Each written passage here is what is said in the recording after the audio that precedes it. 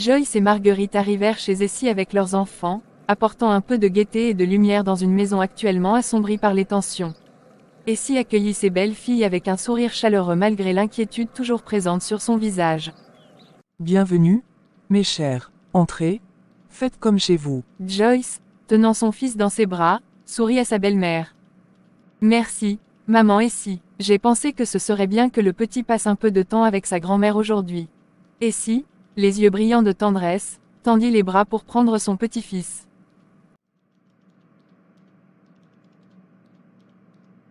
Oh, viens ici, mon cher. Grand-mère est si heureuse de te voir. Pendant que Joyce et Essie s'installaient avec le bébé, Marguerite observait la scène avec un sourire doux mais teinté de tristesse. Elle s'assit à côté d'Essie, cherchant du réconfort dans cette atmosphère familiale. Maman Essie, comment te sens-tu? William et Wisdom étaient très préoccupés hier. Essie soupira, son regard se perdant un moment dans le vide. Je suis inquiète, mes chers. Le pasteur Thomas a toujours été une bonne personne pour nous, et le voir en prison est un vrai choc. Joyce, tout en berçant son fils, hocha la tête. Je comprends, maman Essie. William m'a dit qu'il essaie de protéger notre famille, mais je pense que nous devons trouver une solution qui n'implique pas tant de douleur pour tout le monde. Marguerite, la voix tremblante, ajouta. Wisdom, il essaie de cacher ses inquiétudes, mais je sais que cela le ronge. Peut-être devrions-nous tous nous réunir et trouver une manière de résoudre cela ensemble, en famille. Essie, touchée par la sollicitude de ses belles-filles, serra leurs mains avec gratitude. Merci, mes filles, vos paroles me réconfortent. Nous devons rester unis et trouver un moyen de surmonter cette épreuve sans nous déchirer. De retour à la maison, Joyce et Marguerite attendaient avec impatience que leur mari rentre du travail. Lorsque William et Wisdom franchirent la porte, ils furent accueillis par des regards sérieux de leurs épouses. William, il faut qu'on parle. Maintenant. William, surpris par le ton ferme de sa femme, acquiesça et s'assit dans le salon. Wisdom, comprenant que la discussion serait sérieuse, rejoignit également Marguerite. Wisdom, nous devons savoir la vérité. Pourquoi le pasteur Thomas a-t-il été arrêté? William et Wisdom échangèrent un regard rapide, sentant que la situation devenait inévitablement tendue. Joyce, Marguerite, ce n'est pas si simple.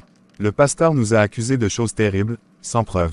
Nous avons dû agir pour protéger notre réputation. William, nous avons parlé avec maman Essie. Elle est dévastée. Nous devons savoir exactement ce qui s'est passé. Marguerite, tu sais combien je tiens à toi. Le pasteur a fait des accusations qui pourraient détruire tout ce que nous avons construit. Nous n'avions pas le choix. Quelles accusations? Qu'est-ce qui est si grave que vous deviez le faire arrêter? William prit une profonde inspiration, réalisant qu'il ne pouvait plus reculer. Le pasteur nous a accusés de pratiques occultes. Il a dit à nos parents que nous étions impliqués dans des activités dangereuses.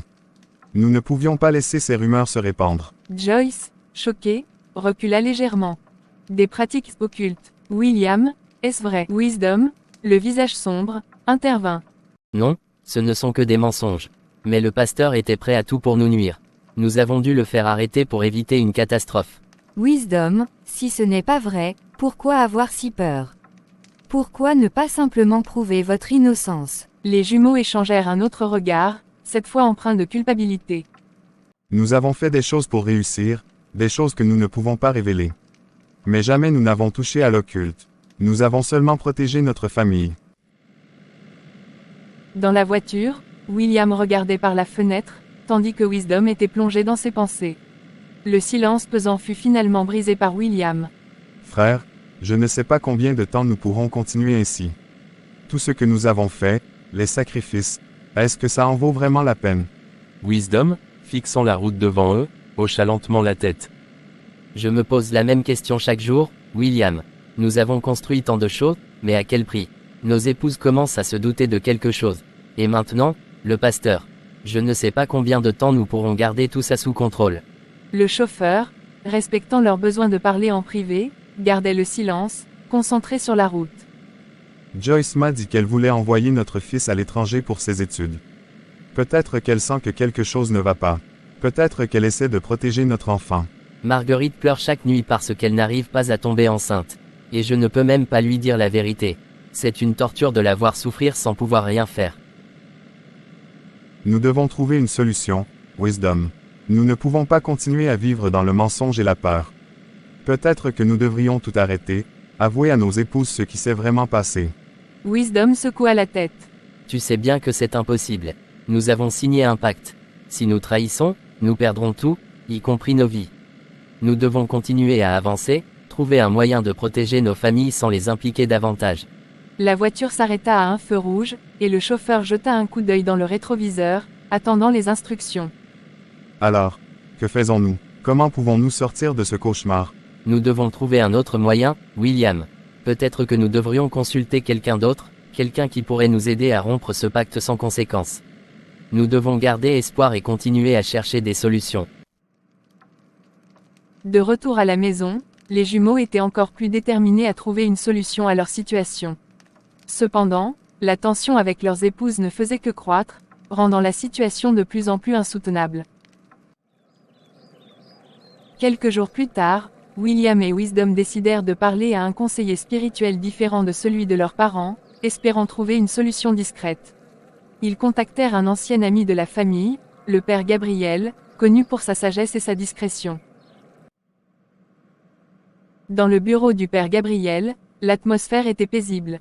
Les jumeaux s'assirent, sentant un mélange de nervosité et d'espoir. Mes fils, que puis-je faire pour vous aujourd'hui? Vous semblez préoccupés. Père Gabriel, nous avons besoin de vos conseils. Nous avons fait des choix difficiles pour réussir, des choix que nous ne pouvons pas révéler. Ces choix commencent à peser sur nous et sur nos familles. Le père Gabriel les écouta attentivement, son visage empreint de compassion. La vie nous met souvent face à des décisions difficiles. Vous savez, chaque action a ses conséquences. Vous devez vous demander si ce que vous avez gagné vaut vraiment ce que vous avez perdu. Nous le savons, Père. Mais nous avons fait un pacte qui pourrait tout détruire si nous ne respectons pas nos engagements. Nous sommes ici pour trouver une issue, une façon de protéger nos familles sans tout perdre. Je comprends, mais parfois, la seule issue est la vérité et la repentance. Vous devez trouver la force en vous pour affronter les conséquences de vos actions. Il y a toujours un chemin vers la rédemption, mais il nécessite courage et foi. Nous avons peur, Père. Peur de perdre ce que nous avons construit, peur des répercussions.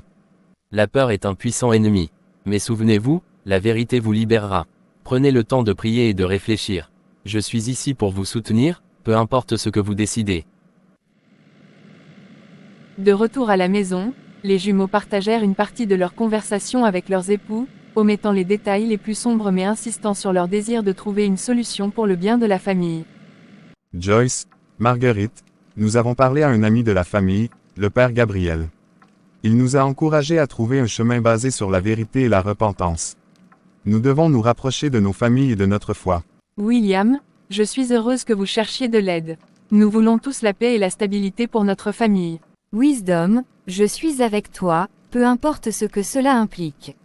Nous trouverons un moyen de surmonter tout cela ensemble. Un soir, alors que William et Wisdom se promenaient en voiture avec leur chauffeur, ils discutèrent de la conversation qu'ils avaient eue avec le père Gabriel. Gabriel a raison. Nous devons trouver un moyen de nous libérer de ce pacte sans tout perdre. Mais comment? Le marabout ne nous laissera jamais partir sans rien. Il exigera encore des sacrifices. Nous devons être intelligents. Peut-être que nous pourrions trouver un autre marabout ou un prêtre exorciste qui pourrait annuler le pacte. C'est risqué, mais nous n'avons pas d'autre choix. Nous ne pouvons pas continuer comme ça. La situation devenant insoutenable, les jumeaux décidèrent de chercher un prophète capable de les aider à se libérer du pacte avec le marabout. Un jour, l'un d'eux entendit parler d'un prophète réputé pour sa sagesse et sa capacité à briser les malédictions. Wisdom, j'ai entendu parler d'un prophète qui pourrait nous aider. On dit qu'il a aidé beaucoup de gens à se libérer de pactes maléfiques. C'est notre chance, allons le voir. Nous n'avons plus rien à perdre. Les jumeaux se rendirent chez le prophète, espérant trouver une solution à leur tourment. Mes enfants, je sens un grand fardeau sur vos épaules. Parlez-moi de votre situation. Nous avons conclu un pacte avec un marabout pour obtenir richesse et pouvoir, mais nous voulons nous en libérer. Que devons-nous faire? Pour vous libérer de ce pacte, vous devez accepter de recommencer à zéro. Cela signifie avouer tout ce que vous avez fait à ceux que vous aimez et à ceux que vous avez blessés. Vous devez également libérer l'homme de Dieu que vous avez emprisonné. Nous devons tout avouer, mais cela pourrait tout détruire. C'est le seul moyen de trouver la paix et la rédemption. Commencez par libérer le pasteur que vous avez enfermé et priez pour que Dieu vous pardonne. William et Wisdom se regardèrent, conscients de la lourdeur de la tâche qui les attendait. Ils savaient que la route vers la rédemption serait longue et difficile, mais ils étaient prêts à tout pour se libérer.